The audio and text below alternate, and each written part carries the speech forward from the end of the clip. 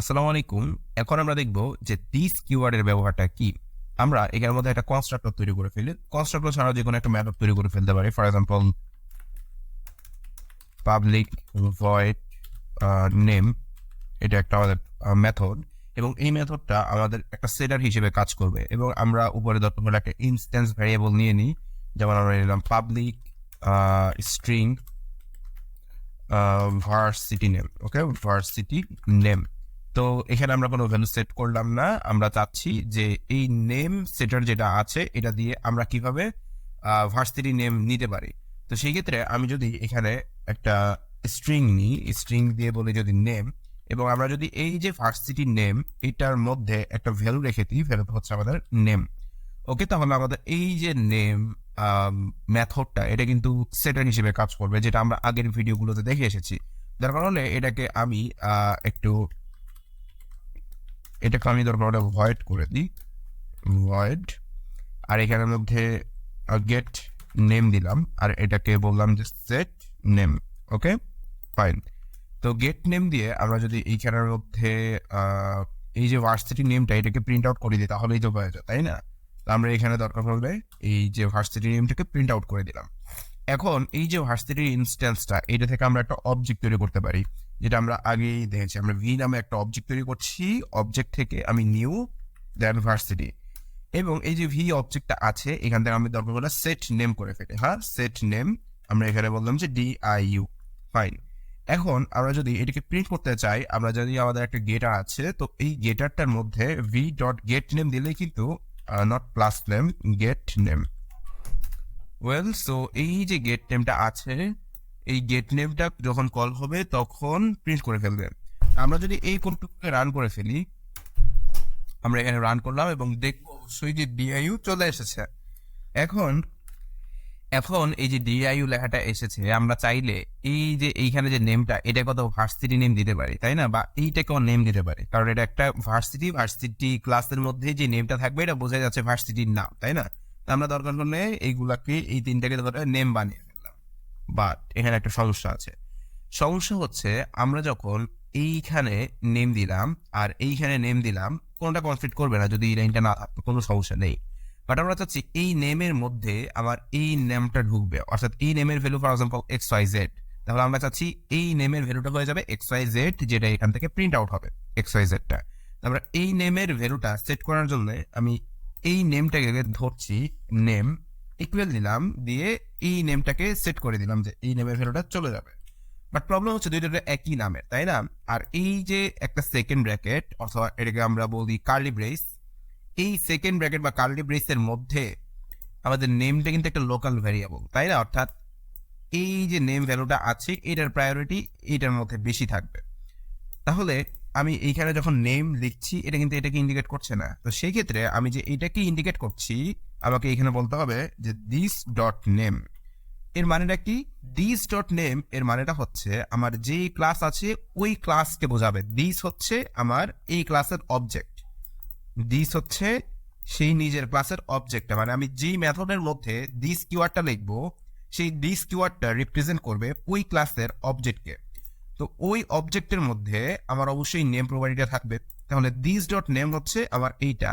তো এই this dot নেমের value আমি যদি নেম সেট করে দিই, এই নেমটা তখন এইটাকে বোঝাবে। তাহলে আর কোনো সমস্যা নেই। আমরা যদি এটাকে দরকার হলে আরেকবার রান করে দেখি কোনো সমস্যা আছে কিনা, দেখছি যে না, কোনো সমস্যা নেই। এবং মজার ব্যাপার হচ্ছে আমরা কিন্তু দিস ছাড়াও চলতে পারি, অর্থাৎ আমার এখানে দিসটা লাগছে কারণ আমার দুইটা নাম কনফ্লিক্ট করছে। আমার এইখানে কিন্তু কোনো কনফ্লিক্ট করেনি। আমি এইখানে নেমও দিতে পারি অথবা দিস ডট নেমও দিতে পারি, ঠিক আছে? যদি দিস ডট নেম দিয়ে দিই তবুও চলবে, অথবা আমি যদি এইখানের মধ্যে এটা রান করছে না, করেছে, আমি যদি এখানে দিস ছাড়াও দিই তবুও কিন্তু চলবে। ওকে, ফাইন। কিন্তু এইখানে কিন্তু আমরা দিসটা দিচ্ছি কারণ আমাদের নেমটা কনফ্লিক্ট করেছে। সো ডিফারেন্সটা বোঝানোর জন্য আমার কোডকে যে এই দেখো দিস ডট নেম হচ্ছে আমার ক্লাসের ইনস্ট্যান্স ভেরিয়েবলটা, আর নেমটা হচ্ছে আমার লোকাল ভেরিয়েবলটা যেটা প্যারামিটার আকারে পাচ্ছি। এটা হচ্ছে ব্যাপার। আর একটা রিকমেন্ডেশন হচ্ছে সবসময় ক্লাসের কোনো একটা অ্যাট্রিবিউট বা মেথড, ওটাকে আমরা যদি কল করতে চাই অন্য আরেকটা মেথডের ভিতরে, তখন আমরা অবশ্যই দিস কিওয়ার্ডটা ইউজ করার চেষ্টা করব, ঠিক ঠিক আছে? তো দিস কিওয়ার্ডটা যখন আমরা লিখবো এটা কিন্তু স্পষ্ট হয়ে যায় আমি কোন নেমকে ইন্ডিকেট করছি। আমি যদি শুধু নেম নিই এটা অনেক ক্ষেত্রে একটু কনফিউজিং না, জাস্ট দেখতে মাঝে মাঝে কনফিউজিং মনে হয় যে এই নেমটা কে, তাই না? যদি দিস ডট নেম দিই এটা কিন্তু আমার কাছে আরো ক্লিয়ার যে দিসটা যেহেতু এই ক্লাসের অবজেক্ট, এই ক্লাসের মধ্যে যে নেমটা আছে সেটা হচ্ছে আমার দিস ডট নেম। এবং পরীক্ষা খাতার মধ্যে টিচাররা দিস কিওয়ার্ডটা দেখতে একটু বেশি পছন্দ করে আর কি। আমরা এইভাবে দিলেও চলবে, কোনো সমস্যা নেই, বাট পরীক্ষার খাতার মধ্যে যখন উত্তর লিখবো দিস দিয়ে লেখা ট্রাই করবো আর কি। ঠিক আছে, আমরা যদি ডিআইইউ দিই সবকিছু ঠিকঠাক আছে। তো এটা হচ্ছে দিস কিওয়ার্ডের মিনিং। সো দিস কিওয়ার্ডটা এক্স্যাক্টলি কি, এটা যদি এক লাইনে উত্তর জানতে চাওয়া হয় সেটা হবে দিস হচ্ছে একটা অবজেক্টকে রিপ্রেজেন্ট করে, যে অবজেক্টটা ওই ক্লাসেরই অবজেক্ট। ঠিক আছে, আমি যদি এখানে ভার্সিটি নামে ভি নামে যে অবজেক্টটা তৈরি করেছি, এই ভি এর মধ্যে আমি কি পাচ্ছি, v dot set name, v dot get name, তাই না? তা আমি কিন্তু চাইলে this dot set name, this dot get নেমও পাবো, কারণ ভি হচ্ছে ভার্সিটি ক্লাসের একটা অবজেক্ট। একইভাবে দিস এটাও ভার্সিটি ক্লাসের একটা অবজেক্ট, এবং এরা কিন্তু ডিফারেন্ট অবজেক্ট না, এরা একই অবজেক্ট। মানে আমি যেই অবজেক্ট নিয়ে এরা কাজ করছি ভি অবজেক্ট, তার মানে দিসটা এখানে ভি হিসেবেই কাজ করছে। ঠিক আছে, আমি যদি এখানে আরেকটা অবজেক্ট বানাই, ফর এক্সাম্পল ডাব্লিউ, ঠিক আছে, এই ভি এর পরে ডাব্লিউ সিরিয়াল, সো ডাব্লিউ দিলাম, এবং আমি এখানে ফর এক্সাম্পল দিলাম AIUB। ঠিক আছে, আর এখানের মধ্যে দরকার হলে ভি এর জায়গায় দুইটাকেই ডাব্লিউ করে দিলাম। ফাইন, এখন আমরা যদি এটাকে রান করি, একবার আছে ডিআইও, একবার আছে AIUB। এখন আমার দিস কিওয়ার্ডটা কি বোঝাচ্ছে? তাহলে এই অবজেক্ট যখন প্রসেস হচ্ছে বা এক্সিকিউট হচ্ছে, তখন এগুলো এক্সিকিউট হওয়ার টাইমে দিস ইকুয়াল টু ভি, কারণ সে এখন ভি অবজেক্টের মধ্যে আছে। তার মানে এই ভার্সিটি ক্লাস, এই ক্লাস থেকে যে অবজেক্টটা তৈরি করা হয়, যেমন আমরা ভি নামে একটা অবজেক্ট তৈরি করেছি, সেই অবজেক্টটাই হচ্ছে দিস। আবার এইখানে হচ্ছে ডাব্লিউ, তাই না? সো ডাব্লিউ অবজেক্টের প্রপার্টি বা মেথডগুলো যখন এক্সিকিউট হচ্ছে বা কনস্ট্রাক্টরও যখন এক্সিকিউট হচ্ছে, তখন ডাব্লিউ অবজেক্ট এক্সিকিউশনের টাইমে দিস কিওয়ার্ডটা ডাব্লিউ কে রিপ্রেজেন্ট করে। ঠিক আছে, আমরা এখানে দিস ডট নেম দিলাম না, আমরা তো চাইলে এখানেও দিস ডট নেমকে পেতে পারি, তাই না? আমরা এইভাবে this dot W dot name, কোনো তো সমস্যা নেই, কারণ ডাব্লিউ একটা অবজেক্ট, ওই অবজেক্ট থেকে আমরা নেমকে বের করছি।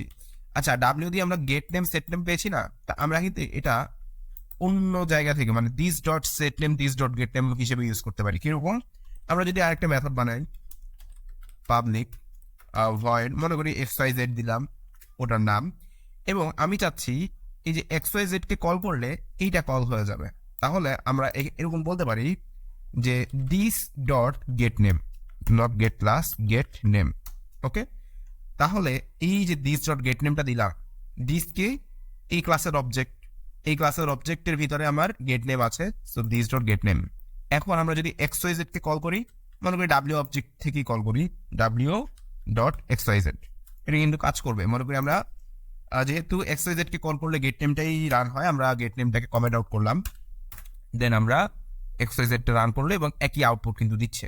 ঠিক আছে, তো দিস যে কথা, এক্ষেত্রে ডাব্লিউ একই কথা, মানে ডাব্লিউ এক্সিকিউশনের টাইমে দিস কিওয়ার্ডটা ডাব্লিউ কে রিপ্রেজেন্ট করবে, ভি অবজেক্ট এক্সিকিউশনের টাইমে দিস কিওয়ার্ডটা ভি কে রিপ্রেজেন্ট করবে।